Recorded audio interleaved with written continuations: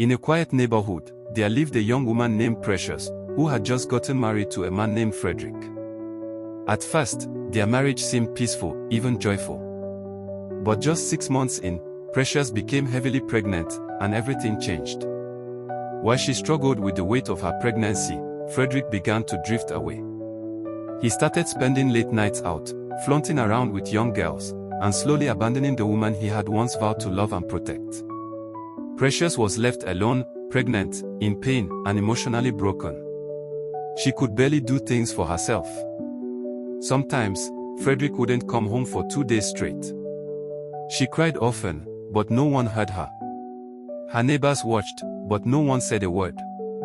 The man she called her husband was too busy chasing pleasure to care. Then came the 9th month. Precious went into labor. The pain was excruciating. She was alone in the house, screaming for help, clutching her stomach. In desperation, she picked up her phone and called Frederick. At that moment, Frederick was at a noisy club, surrounded by bottles and half-dressed girls. One of the girls noticed his phone ringing. "Fred, your phone's ringing," she said. He glanced at it, scoffed, and replied, "It's just my wife. Leave her, Joe." Precious kept calling, but he never answered. With all the strength she had left, Precious made it to the hospital. The doctors and nurses rushed to her side, and after a long, painful labor, she delivered a bouncing baby boy. 3 days later, while recovering in the hospital, the doctor came to her bedside and asked gently, "Madam, where is your husband? He needs to come clear the hospital bill so we can discharge you. You need proper rest and care for your baby at home." At that moment, Precious burst into tears. "My husband is out there with other girls.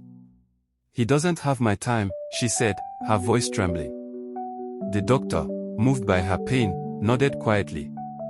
As a kind and compassionate man, he decided to waive the hospital bills. "You and your baby are free to go," he said. "Take care of that child. You are stronger than you know." When she got home with her newborn in her arms, what she saw broke her heart even more. Frederick was lying drunk on the living room floor, surrounded by girls and empty bottles. He didn't even notice his wife had returned, or that she had given birth. Precious said nothing. She went inside, laid her baby down gently, and sat in silence. But then something unexpected happened.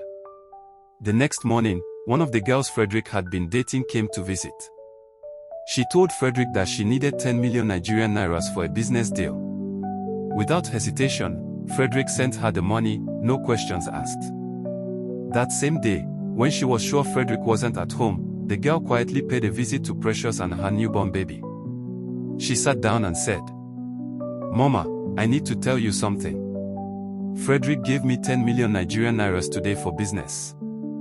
But after seeing what you've been through, I can't keep it to myself." She pulled out an envelope and handed it to Precious.